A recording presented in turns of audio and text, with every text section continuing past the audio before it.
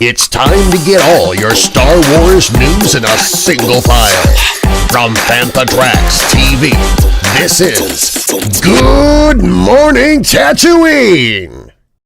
Good morning, Tatooine. Indeed, we're back once again with your weekly recap of everything Star Wars and Lucasfilm. I'm your host, Brian Cameron. With me, as always, Mr. Paul Naylor. Hello there. Hello there. Are you alright? I'm very good. I've been chuckling to myself because during the countdown clock, with the ticker bar at the moment, it looks like Santa was doing something slightly inappropriate. But I can assure people he was just ho-ho-hoing. With some ho-ho. It was slightly dodgy looking, so I've got a slight tear in my eye. I should wipe it away because I was having a little chuckle to myself. I'm going to have to watch that later. Mr. Newbold in the chat, making sure that we're Hello. not taken off air as yet. FIFA took down last week's episode off of YouTube, so later tonight hopefully I'll get that restored. It's not in the game. It's not in the game. Terrible interference there. I'm going to call for a VAR. Good luck with that one. Yeah. How's your week been, Paul? Yeah, not bad. Reasonably busy. No weddings or funerals this week, so that's been good. I can't really remember what's happened. A few walks. Yeah, nothing very exciting. You've caught me out there. I can't remember what I've done. What about yourself? Bit of a rough start of the week, health-wise, but I'm alive at the end of the week, so that's a positive.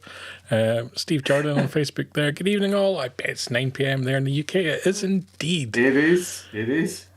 9:02. Yes. Yeah, so a bit of a rough start of the week, but finished it very well. Had my office Christmas party Saturday night, so I think I've still got a job tomorrow morning, so that's a positive. There's no photocopies to suggest otherwise. Absolutely not. Virtual Cantina Network as well. Evening to you guys. Hello there. Hello. Should we have a check to see what we've got coming up on the show? Yeah, let's do that. On tonight's show, first up, Jon Favreau is going to be talking The Mandalorian and Grogu and that missing fourth season. And then my old mucker Rian Johnson on The Galaxy Far, Far Away. A part of my brain will always be in Star Wars. Please don't tempt me. Don't. There's a part of your brain that doesn't work, isn't it? It's like it's silent. It could be that part, or maybe. The sequel trilogy has found a new home on UK TV, so Paul here can check out The Last Jedi anytime he wants. Only with adverts, even better. Donald Glover on the 2024 tour cancellation. The doctor was like, "You had a stroke." The doctor said that to me once in a hospital and told me not to do it again.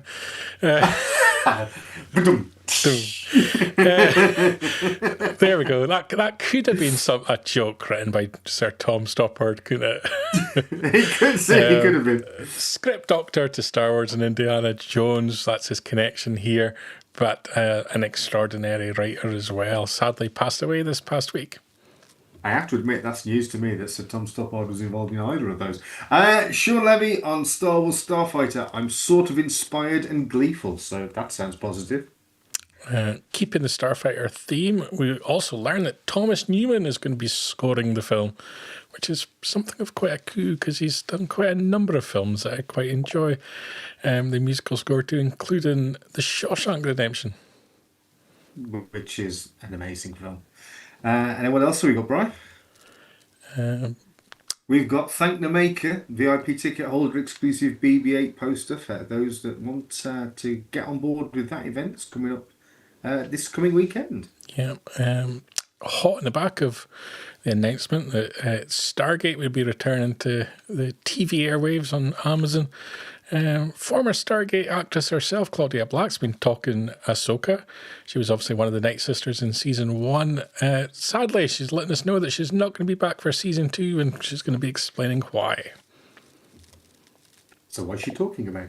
And Fantha Tracks have been on the road. Mark's been over to Propstore and Boba Fett's rifle from The Empire Strikes Back. I'm sure he was as full of glee with that one as he was when he held Darth Vader's lightsaber hilt. Yeah. He's also warning me there about trying to get us cancelled once again. Maybe he's got his hands on the rifle and he's going to use that to keep me in line. But yeah, lots of news there, Paul. Sorry, to keep us invested in Star Wars and Lucasfilm for the next hour as we get through that. Should we get stuck straight in? Yeah, you go for it, mate. Okay, let's bring up the first story, which is Jon Favreau has been talking the Mandalorian and Grogu in the long-rumoured 4th season. And he admits they were planning on doing a 4th season. I had actually written all of it. I still have season 4 sitting on my desk here. What an untidy person he is. I know he could have had that filed away by now, surely. But interesting. We've got the film obviously coming. We could have had a 4th season. What would you have preferred? Because obviously you would have had maybe 7 hours roughly for a second for a 4th season compared to 2 for a film. I think I would have probably preferred a 4th season because it's the format that we're obviously used to for The Mandalorian. But that said, I think The Mandalorian and Grogu has been so well received, not only within the Star Wars fandom, but also by people that are just dropping in and finding out about The Mandalorian. It almost has earned its stripes to have a film. So as much as I would rather have perhaps, I don't know, 8 hours of content, because I'm guessing it'd be down to eight episodes a 4th season, I would imagine that whatever they've got planned for the 4th season surely has been condensed into this film. So whether he's got the script on his desk or not, surely it would be replicating a lot of stuff that we're about to see. You would imagine so. There'd certainly be elements you would think that we might find in there. Mr. Newbold also pointing out that Fantha Tracks feature the Force in the 3rd site whose name I will no longer ever mention after last week. Had a roundtable with Jon Favreau back in 2023, so you can check that out on Fantha Tracks TV as well. If you dig deep, look for Making Tracks episode 158. Trading down for that. But yeah, I actually think it should have carried on as a TV series. I don't know what the justification was for the film.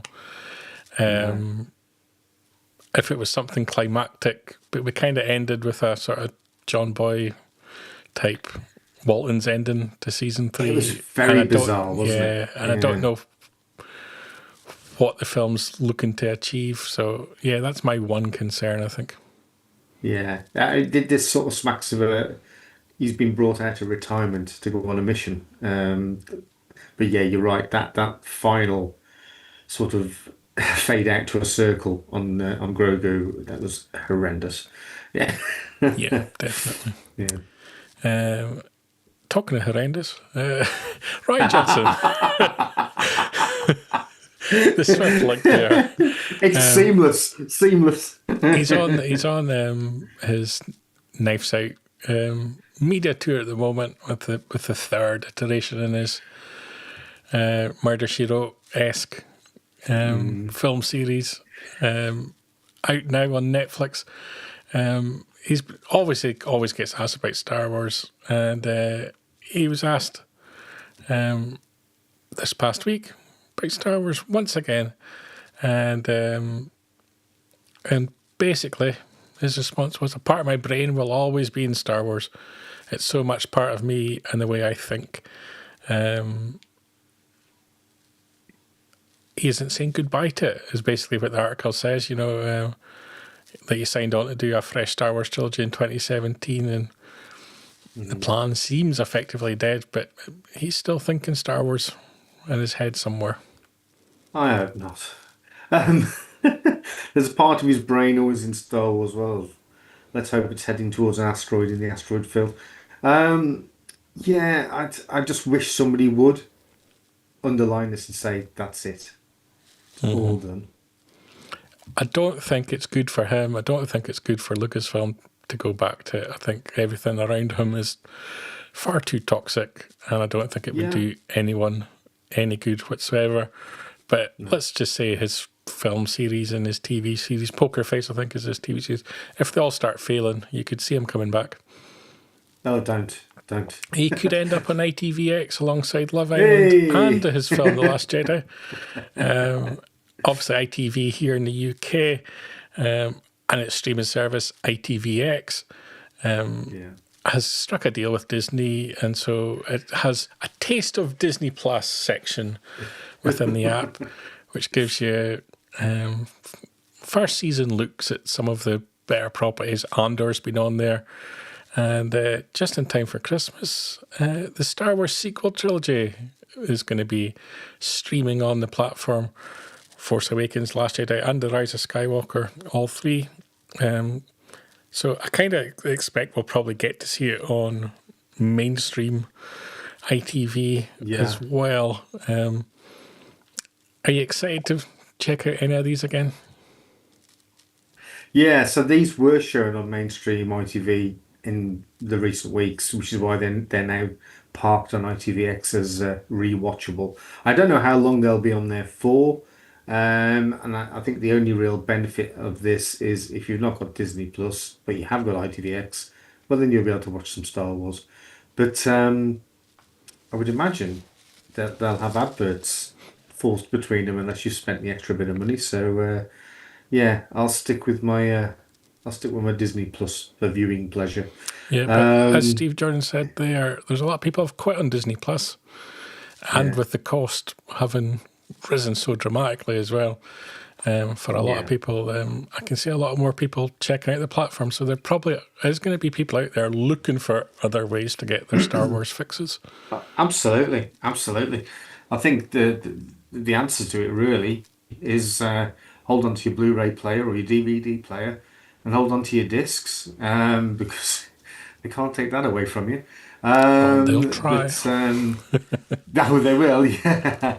But streaming seems to be on shifting sands at the moment. I think there could be some big changes happening in the next 2-3 years. I think a lot is going to change when you see the Warner Brothers sale go through and where that ends up. And you think after that sale goes through, I think you'll start seeing combinations, whether it's on a corporate legal basis or whether it's just agreements like ITV have here with Disney Plus to share content. I think you're going to see more of that. But yeah, I know a lot of people who use ITVX on a regular basis haven't even spotted the Taste of Disney section at all either. Yeah. So if you want to check out Andor Season 1 and you don't have a Disney app and you haven't seen it, it's on there. So do that.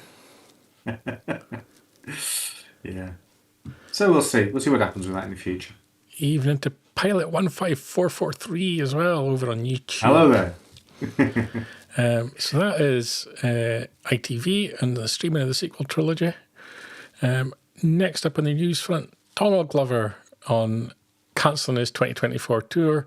And he revealed the reason behind it was very serious illness, in fact, where he'd had bad pain in his head. But he carried on, did his show in Louisiana. Couldn't see very well. So when he went to Houston, he went to the hospital and the doctor was like, "You had a stroke." The second thing he thought was, "I'm letting everybody down." They found a hole in his heart, so he had to have surgery. And then he had to have another surgery. You say everybody has 2 lives, and the second life starts when you realise you have one.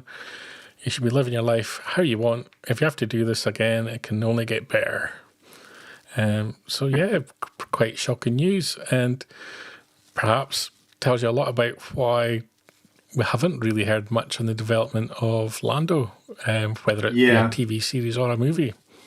Yeah, I would imagine there's some sensitivities around that, and they would have been asked to keep it quiet. So now that he's broke silence on it, well then hopefully he's on the road to recovery, and we can get back to getting some sort of Lando content out there, be it a series or a film. And whatever they do decide to do, and I hope they do decide to do something with it, I hope we get Alden Ehrenreich back as Solo as well. Absolutely. In some Lando show, so that'd be great. Proof that life is too short. Indeed, if that's not enough, the next news, the very sad news that Sir Tom Stoppard passed away. And you may not have known it, Paul, as you said earlier, that he was actually involved in Star Wars and Indiana Jones. He worked on Indiana Jones and the Last Crusade as a script doctor, and also for Revenge of the Sith, which is difficult because you don't want to mention that as part of his work, because that was such a minor element of what he did, and he became, regarded as one of the best playwrights in the UK, and that's how I knew him. I went to his play Rock and Roll way back in 2006, and I was working for one of the actors who was in the production. Alice Eve was in the production as well, who's famed for her work on Star Trek. Love Alice Eve. And I think it was at the Duke of York Theatre, which I don't know if that's now rebranded as something else. The theatre formerly known. But and it was a great play, and regarded as one of the UK's best playwrights, but born in Czechoslovakia, and came over as a refugee during the war, and just wrote so many amazing things, received so many honours, including obviously his knighthood, thus the Sir and Sir Tom Stoppard. Yeah. I mean, for me, he's one of those names that I can recall pretty much all my life of having heard of him. I think I would need to go onto his IMDb and have a look and see what he was involved with. Yeah, I'm sure you definitely will be familiar with his work. And I guess everybody kind of knows Shakespeare in Love, in which he picked up the Golden Globes and Oscars for as well. Yeah. But yeah, just a very, very special writer. Sad news that he passed away. Yeah. If you can dig into the story a little bit about how he worked on Revenge of the Sith and Indiana Jones and the Last Crusade. I think many years ago, he was on the South Bank show, which is like a documentary strand that used to go out on a Sunday night in the UK. So I think you might be able to find that. It was either the South Bank show or something else, but I'm sure there's been documentaries about him over the years. Yeah, absolutely. And so that was the sad news this week. Yeah. The big thing that everyone's talking about, more so, and getting more coverage really than The Mandalorian and Grogu, although it's perhaps unfair because Shawn Levy's on the press tour for Stranger Things, which the first volume of season 5 has just dropped on Netflix. And so again, when you're on the tour for something, they're going to ask you about Star Wars if you have been or are going to be working on Star Wars, and he's in the middle of it. Yeah. And so on that said press tour, he was asked by Vanity Fair, did you always dream of directing a Star Wars movie? And he kind of recounts about when Disney bought Lucasfilm, he kind of let everybody know, I really want to make one, and pretty much got ignored. So he carried on doing his own thing. And eventually, Kathleen Kennedy called him in August of 2022 and asked him if he'd like to make a Star Wars movie. He asked what one. She basically said, whatever one you want to make. And thus he began development of his own pitch. It recounts how he feels like a 10-year-old when he steps onto set. And they also ask him about how he came up with the idea to picture. And he discusses the fact he knew the kind of thing that she wanted because they'd spoke about the aspects of his work that included humour, heart, adventure. So that's why he went to the screenwriter Jonathan Tropper, who he'd worked with before. And they started talking. They came up with lots of different ideas, dreaming and brainstorming, rejecting ideas, embracing others. And little by little, it led us to a theme that was really interesting to me and some characters that were interesting to me. I can't give anything more than that away. So, I mean, I don't know about you, Brian. I'm certainly more invested and more intrigued in what's going to happen in Starfighter than ever I am in Mando and Grogu, because with Mando and Grogu, we pretty much know what to expect. We've already got to know those characters. With this is something totally unique, and the fact that they're releasing this on the 50th anniversary year, for it to be something completely different, shows some real balls. Yeah, really. it takes guts, doesn't it? It takes guts. Because it's going to get a lot of pressure because it's the 50th anniversary. If you're a journalist and you've got to write an article about Star Wars Starfighter, it's the obvious comparison to make. Yeah, it is. I mean, if you're not into Star Wars at all, the first thing you're going to go to is the reference material, and you're going to start thinking, well, there's going to be something to do with Skywalker in this. Now, we don't know that there's not something to do with Skywalker in this, but it's not being touted as being part of the Skywalker saga. To all intents and purposes, that did come to an end with Episode 9, although if we do get 10, 11 and 12, potentially the Skywalker lineage will continue in some form or other. But this at the moment is being sold to us as being totally separate to anything and everything that's come before. So it's an intriguing one. I think it's in safe hands. I trust him. I trust Ryan Gosling to pull something off that could be, humorous yet action packed. But until we actually see more of this, more shots from the set, a sizzle reel, some clips, whatever, it's just going to be sort of a real chin scratcher. I think some people are concerned about Ryan Gosling because he's too well known. Well, I don't think they think of his entire body of work. I think because his probably most recent big hit was Barbie, people kind of get dragged towards that. If you are a fan of Barbie's going to be the next secret cinema event in the UK. Is it really? Next summer, you can go to Barbie Land and immerse yourself in that. And immediately you think, no, I'm not doing that. That's stupid. Sometimes the weird and wonderful are the best secret cinemas. Well, so I do recommend it. How far in advance? Will be going on sale very soon when the official announcement comes out for that, but I can tell you that now. How far in advance do they release the information on those, Brian, on the secret cinema? Do we know yet what's happening in 2027? Will it be Star Wars? Oh, no. They haven't announced anything. They haven't announced anything. But they've just been bought over by the same gentleman who owns TKO Group, who own WWE and UFC. Oh, okay. So very much into the Hollywood agency realm now. And, right. So it's kind of interesting because if they're going to be negotiating to do big things, they've got the right people behind them now. Our very own Ken, Mark Newbold, announcing that he'll be there. Yeah, and so I'm with you, Steve. I saw it. I thought, okay. If you want to go to an event in London in your lycra on your Blade roller skates. It's definitely one for you. No, maybe not. No. Ryan Gosling might turn up. Yeah, I'm more Barbie kid than Barbie, but there you go. But I won't be there. I would like to think they would do it for the 50th anniversary.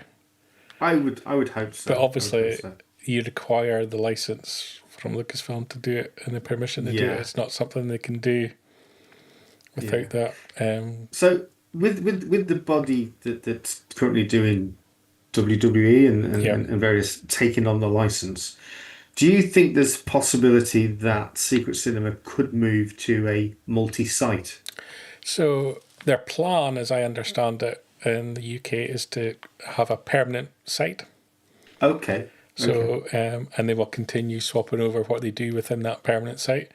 They're opening locations across America as well. Yeah.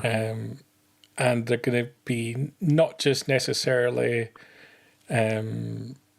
doing Secret Cinema as we know it, as it is just now, but immersive experiences, and all these things have become a lot more common. You've got Stranger Things and Jurassic World and all these kind of things in London at various points in time. So a lot more things like that. Mr. Newbuild suggesting you come as Barbie and Mandy comes as Ken. All right, you talked me into it. I'll come with you. Steve Jordan, give me a shrimp on the Barbie than some stupid Barbie movie. Exactly. Yeah, so they are moving at all different avenues and ideas, and I think having a permanent venue has some real positives for them.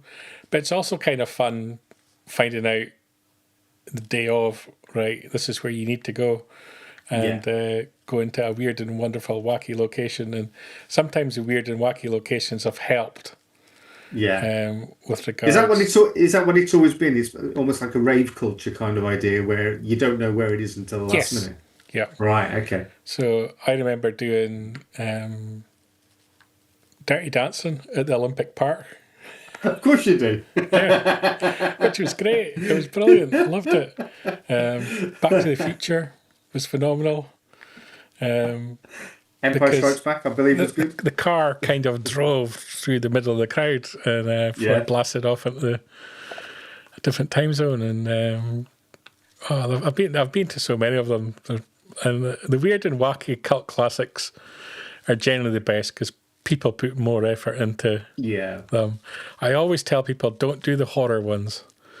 Because I did 20 weeks and I've never been more scared in my life. Yeah. I was tied to a bed in a ward. Are you sure you want to talk about this? And someone was sick with blood all over me. Nice. Yeah. Nice. And there was zombies bursting through the walls and everything. Paul, like I screamed like a little girl. See, now I do wish I'd been there for that. But yeah, the Star Wars one they did before was brilliant, absolutely brilliant. And is it really immersive? Yeah, so the way that it works, if you don't know, is that they will take over like an entire warehouse. Yeah.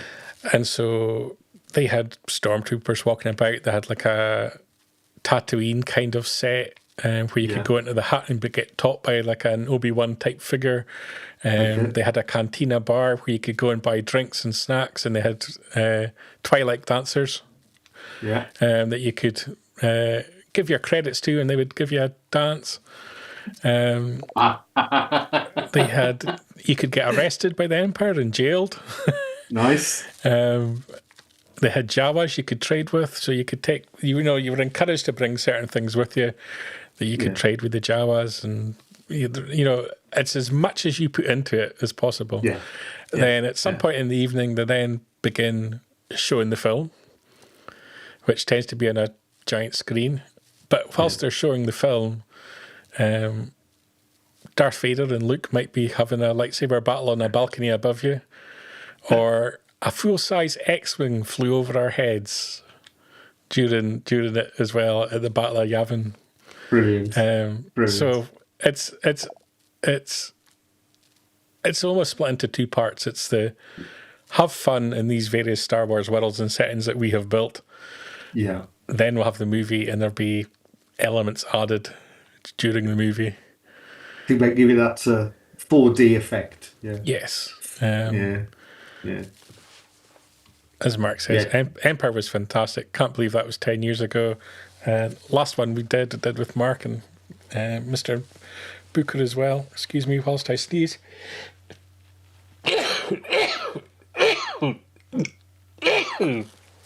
Sounded like a snow speeder. One last one. It was the thought of Hoth on Empire. It's all the snow. We did Guardians of the Galaxy, and I'm not a huge Guardians of the Galaxies fan, but the immersive experience of that was phenomenal, and the worlds that they built for that was phenomenal, and the interaction is brilliant. Nick there asking how do you get to hear about them. Go to secretcinema.com, sign up to the newsletter. There'll always be a link on the homepage for it, and they will happily send you an invite to buy tickets when they go and see it. I'm going to have to give this a go, definitely. Oh, definitely. It's brilliant fun, and the more positive attitude you go into with it, the more fun you get out of it. Yeah. And that's why I say sometimes the wacky films are the best ones. Yeah. Likes of Barbie, because you can have more fun with it. Yeah. And as Mark says, Guardians was unreal. It was huge fun. And they tell you how to dress up, what character, they can suggest what character you want to be. They often give you a choice of characters and you can pick one, how to dress up. Like Guardians of the Galaxy, you want to bring cassette tapes, CDs, that kind of thing, and you could trade with them and all sorts of fun things during the evening, and it was good. I'll have a look into that. I know Mark, when we've had chats before, has always been highly impressed with what Secret Cinema does. So we should have a Fantha Day out in Barbie World next year. Absolutely. I look forward to seeing you in day glow pink, Brian. Absolutely. If Margot Robbie's there, I will not be far behind. There's going to be lots of Margot Robbie types there, surely. Well, it's my kind of Barbie world. I think we might get more Kathy Burke's than Margot Robbie's. But I do believe in Barbie world. You're allowed to take off all the clothes off Barbie. And before There's different rules, is there not? Leave it there. Leave it there. Oh dear. It's a flashback to my youth. Talking about flashbacks to my youth, Thomas Newman did the score for one of my absolute favourite films, and lots of people's favourite films, the Shawshank Redemption. And excitingly, it's been announced that he's going to be scoring Star Wars Starfighter. That's amazing. Shawn Levy dropped that news on the Kevin McCarthy podcast. And very exciting. It is. Shawshank Redemption, Finding Nemo, 1917, Skyfall, WALL-E, among the other noted productions that he's been involved in. A real heavyweight composer. This is probably, because if we count The Mandalorian differently, because they couldn't go anywhere but with the composer who worked on the TV show, I think, with the movie. Ludwig. And obviously we've had different composers for Solo, for Rogue One and so on.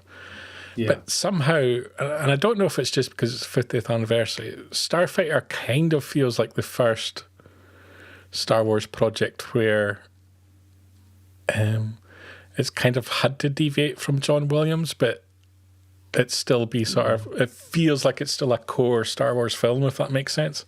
Yeah, I know what you mean. It feels like it's an important event. Yes. But yeah, I mean, we've had the likes of Michael Giacchino and various different composers. I guess it's because the other ones were characteristically presented as being spin-offs, where Starfighter doesn't feel like it's intended to be seen in that way. It feels like it's its own intended to be thing, seen as isn't it? mainstream Star Wars, if that makes sense. Yeah. it's its own thing. So I think it's almost like you can tear it up, screw it up, throw it across the room, and it's going to be its own thing. So um, I hope though there are some callbacks to some of the Star Wars themes. Yeah, I'd like to hear the main theme in it. I think, and if you watch the podcast, Shawn Levy kind of basically effectively says that it's going to be an all new original compositions. Yeah, but they may touch on certain key elements. They did that in Rogue One and Solo, didn't they? I mean, they touched on some of the themes. So, so that's good. I mean, I don't think either Rogue One or Solo, I don't think it was detrimental to those films that they weren't, that they weren't John Williams. They still felt like Star Wars. They still, the themes still worked with the characters. And I think, I would imagine that most younger composers, and I mean, there's not going to be many the same age as John Williams, let's say. I mean, John's what, 91, 92 now? Anybody that's come along after that will always be inspired John Williams. Always. Yeah. I mean, he's the Mozart of our, of our timeline. And people are always going to be inspired by the way he constructs the different tunes. It's quite funny you speak about him in that way, because I was on Spotify and I was downloading some tracks from Spotify. I'm not sure if you're allowed to do that, but I was. Spoiler. Yeah, spoiler. I think you are. I think you can. I think you can do it legally in other ways as well. And I was downloading some John Williams stuff because I thought, why not? It's his library of work is just sensational, isn't it? Yeah. I mean, I think you've seen him in person, haven't you? Conducting. Yes. Yeah. Yes, and I certainly have, and it's felt just such a privilege to be in the same room. 93 now. Thank you, Mark. Time flies.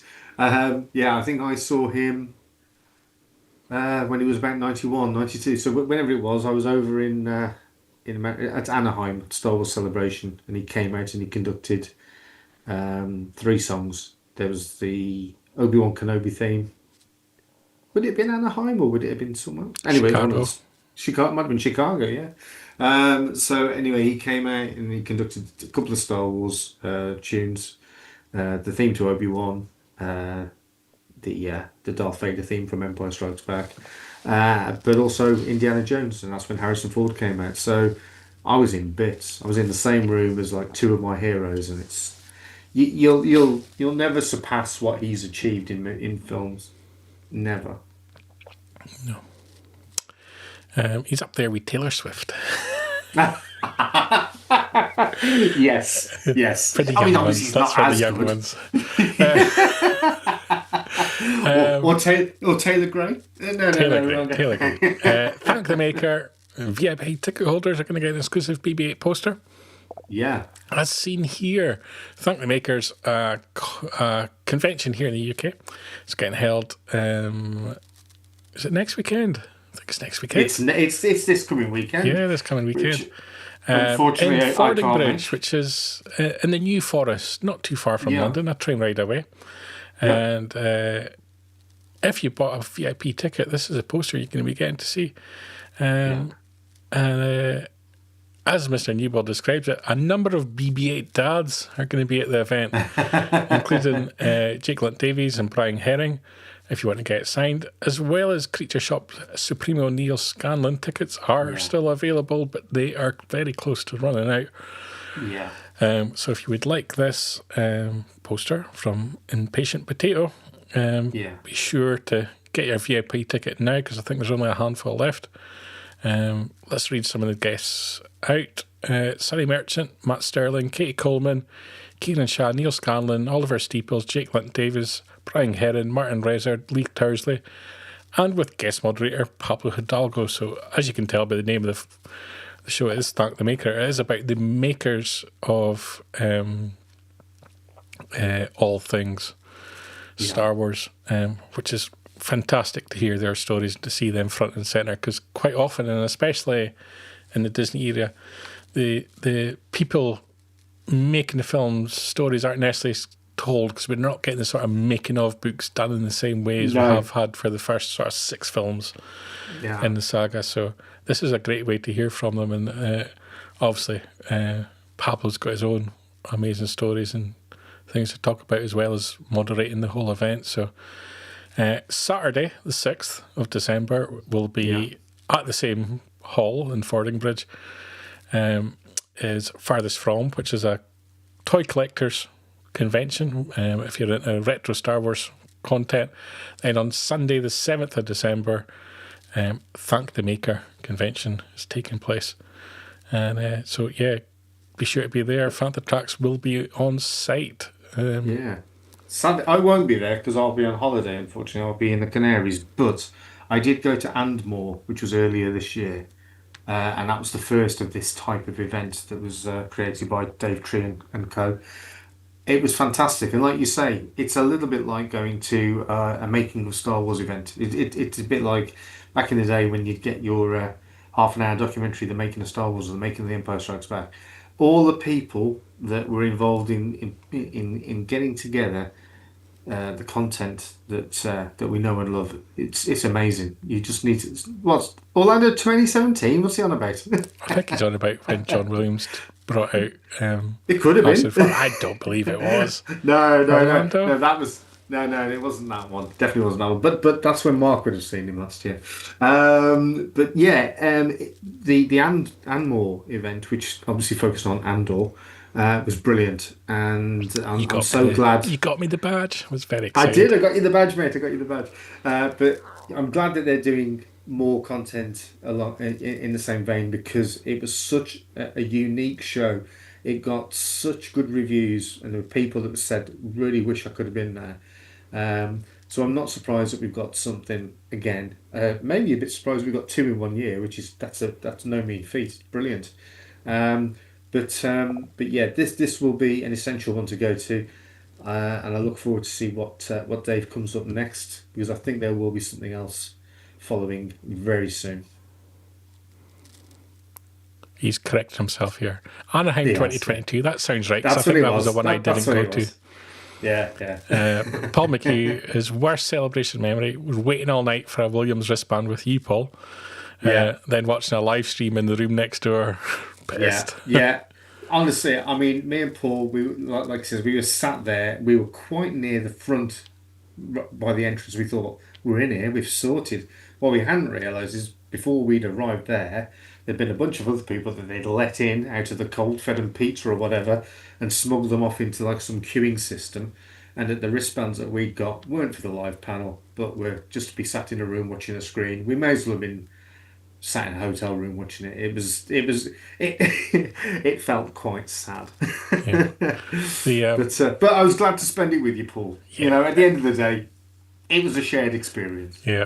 If you remember last week, and we reran the Force Awakens trailer because it was 11 years since we pretended that we'd seen it. You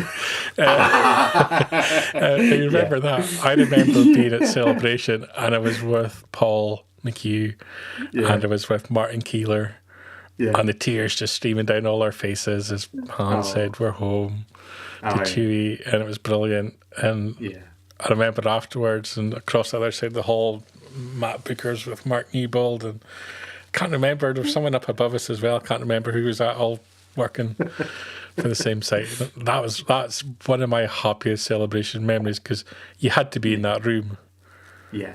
Just to feel that emotion of that moment. And that's the money can't buy moments. It's the collective. It's the collective moment. And I think that's why I'm a little bit excited, I guess, to get Star Wars back in the cinemas, because it's that collective viewing experience that you, that you miss. Because what's the fun of like watching something on your own on Disney Plus? Yeah, and I hope we have that group experience. Yeah, I hope we have midnight showings and things like that. You know, where people get the chance to go and see it early. I mean, there'll be press screenings, no doubt, 2 or 3 days before, and premieres and whatnot. But I've been to a number of the midnight screenings. They're always, it just gives you something extra. The fact that you've gone there that time of night to see something Star Wars. Um, yeah, it's brilliant that it's back on the big screen. I don't know whether I'm only just from a putting out Taylor monumental. Swift's up there in the top right corner there, just in an advert.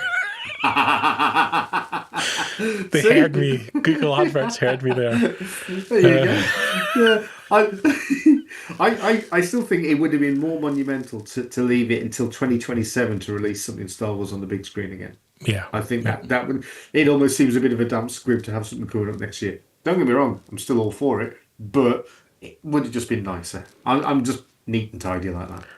Just a warning here that we need to be on our best behaviours, because Mr. Cass and Mr. Owen Ford, two ISB officers, are now watching us. The ISB, they're always watching, Paul. They're always watching, but I have it on good authority from myself. They're actually quite nice guys. They are. I'm with them. Long live the Empire. I'm totally Team ISB. Moving on to our second to last article of this week.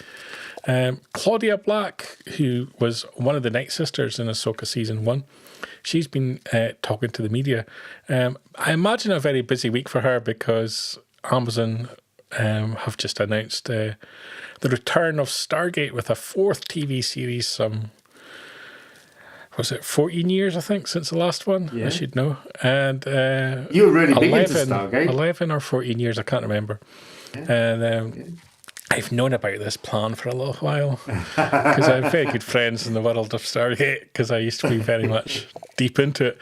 And I have seen things. And Claudia was one of the brilliant later additions to the SG1 team. Phenomenal actress. She came in a guest role, was so phenomenally good and so popular. They had her stick around, and I was excited to see her as a Night Sister in Ahsoka Season 1. I don't think we got to see Claudia at her best in terms of her acting ability with that particular role, because she is a phenomenal actress. But she's been talking about her participation or lack of in a Season 2, and basically, Claudia being Claudia, she tells the truth. And she says, well, I'm going to be transparent. They picked up Season 2, they picked me up with it, and then Disney, which is structuring things differently these days. I thought it's a very, very tasteful way to describe it. Could not pay me what I needed to be paid as a single mother to keep all my responsibilities going at home in Los Angeles, because they were filming it in London. It was not something they could make happen, and therefore I had to bow out for Season 2.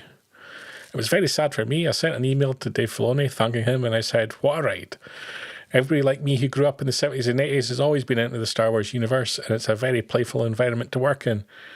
I'm grateful that I got to be in that universe. Lovely people, lovely directors, interesting to work on the volume. Their particular set, which is full of technology that George Lucas had dreamed about and talked about. And people thought he was crazy to suddenly be in that technology, see it working in real time, and talk to the company that had realised that technology. I was fascinated by it. Bugged them with questions about how it worked and how they were able to render in real time while we were standing on the set and the background was changing with us. It was extraordinary. It was a fun, playful space to be in, and people who want to be there were excited to be part of the Star Wars universe. It's fun to do something that was relatable to my younger son. He was passionate about the Clone Wars, which was the new iteration for his generation. When he heard me talking about it, we had signed serious NDAs, and then he heard me talking about it. Only took one thing. You would have been in this. We'd have been the same in the background. He was like, "Are you talking about the Night Sisters? What's the show?" He heard one little thing, and he was like, "I know exactly who she's talking about." So it's fun to go into and do something relatable with him, but very sad not to be able to continue that at the end of the day. They call it show business for a reason. It's like 90% business and 10% show. They could not sadly support a single mum, and I'm very sad about that. But I also understand market forces being what they are, and the very delicate time in the business to even be able to afford to make anything at all. We all had to do our sums and move on. It's a shame, isn't it? It sounds to me as if the character will still exist, although portrayed by somebody else. Thankfully, with thankfully with all the makeup, you can get away with that one, can't you? So, I think so. Yeah. But yeah, brilliant person. I've been very lucky to meet her many times, including on set, and she is incredibly passionate about the characters that she creates. And I think you see that in what she's spoken about there. And it's kind of sad when she talks about how she was able to sort of sharing it with her son, and quite amusing that he was able to pick up just to imagine she was having conversations over Zoom with Filoni or whoever, and he's picking it up in the background going, "You talking about the Night Sisters?" I kind of love that from a kid that's just going out watching the Clone Wars cartoons. My mum's cool. Yeah.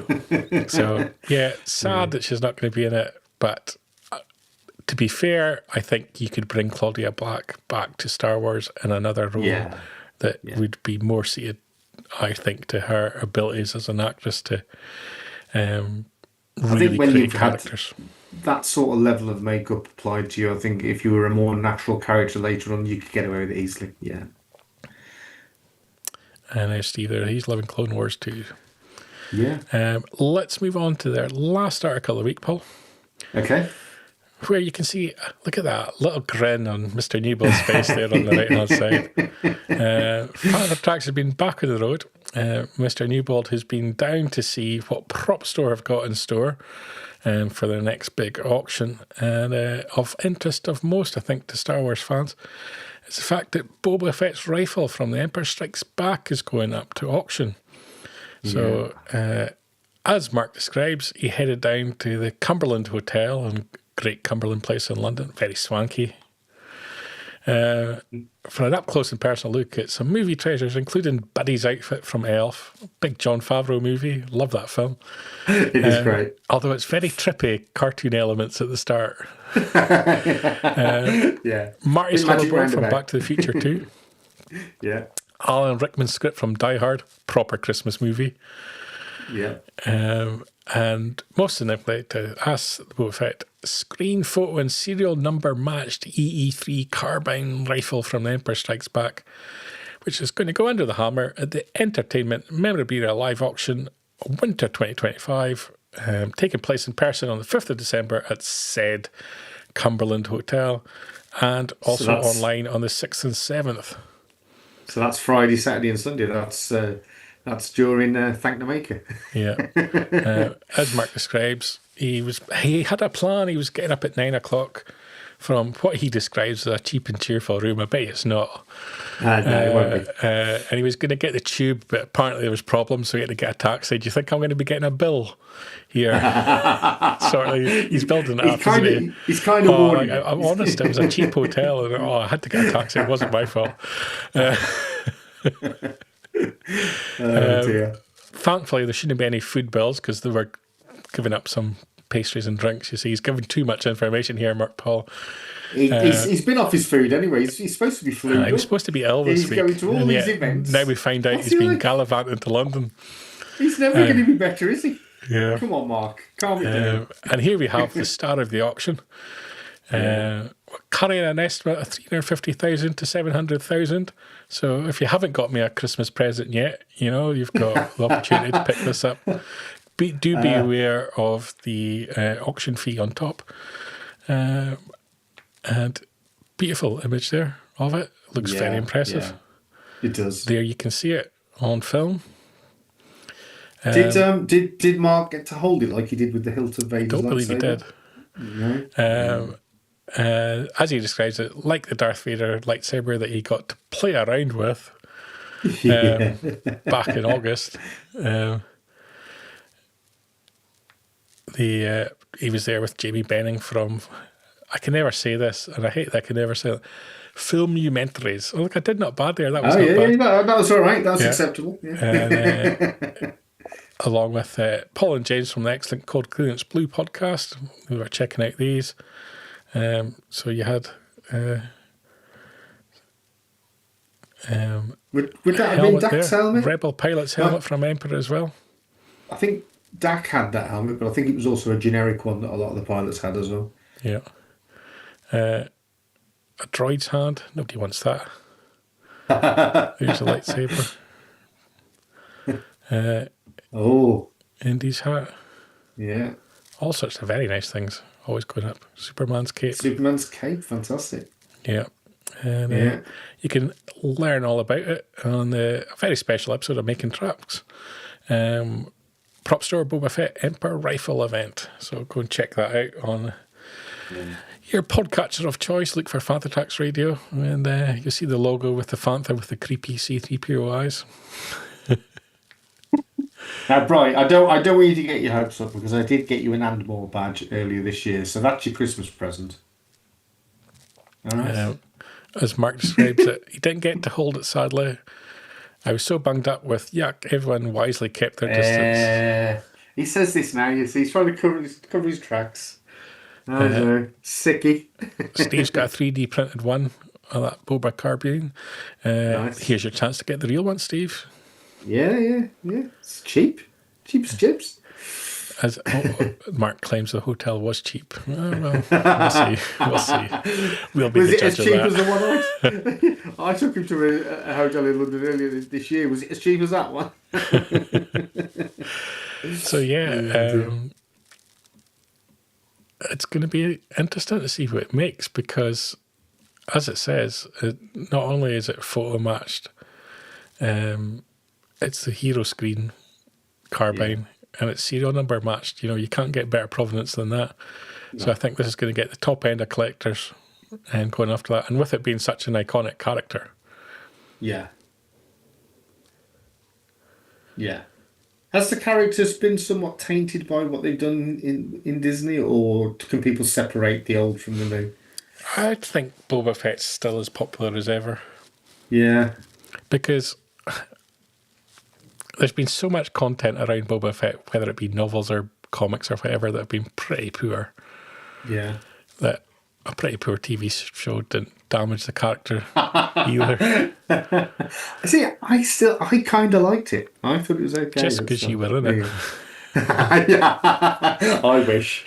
My doppelganger was in it. Your doppelganger was in it. Are you going to make a bid? Yeah, I'm going to put an early bid in of 200 quid. If I get it, then I'll worry about how I get the 200 quid. Yeah. I'm sure Mark would have put a bid in, but he's going to be outpriced by that expensive hotel he was in. If only he'd gone to Premier Inn, he could have afforded it. Yeah, as Steve says, Boba Fett's a fan fave more than ever due to the in-depth story. Yeah. Yeah, so, Paul, that is this week's news. That's it. We've done it in under an hour. This is becoming a habit. It is. It's good, that, isn't it? That's what the professionals do, Paul. That's what the professionals do. Do you realise as well, the speckled jumper that you've got in it actually looks like the snow is really landing on you? This is the volume. Turn the volume down. Yeah. Didn't realise that until I sat down. But there you go. It's brilliant. It was too late by that time. The clock was ticking. Very effective. Oh dear. So next week, we haven't got a live show next week. No, we're not going to be live next week. It is the weekend of Farthest From in Thankmaker. Yes. Sadly, I can't be there. I'm actually hosting a vodka tasting. I have the perfect excuse. Sounds good. Sounds great. So obviously, that's very important. And important that I sample everything. And I'll be sipping a margarita on the sun lounger somewhere. So, yeah, your ninth holiday of the year. Yeah. Eighth. That's okay. Eight's acceptable. Thank you. I wouldn't want to come across as greedy. No. So it won't be a live show, but we will have something very special instead. We will be continuing with the final part in The Death Star Cometh, our series that has been retelling or recapping and reviewing the story of Andor, the story of Rogue One, and it'll be in its concluding part, A New Hope. The best part of the trilogy. Yeah. It comes to, whatever happens, we know it comes to an explosive end. Yes. And of course, there could always be some sort of, a return of it. We could do Return of the Jedi some point down the line. Who knows? We shall see. Absolutely. And so it's been fun speaking to you again this week, And Paul. you, mate. I'll speak to you during the week and we'll record this special. And you guys can all check it out next Sunday. So with that, it's a good night from me. And it's a good night from him. Good night. Good night. Keep up to date with the latest Star Wars news each and every day on FanthaTracks.com. You can also find us on Twitter, Facebook, Instagram, TikTok, Tumblr, and Pinterest at Fantha Tracks.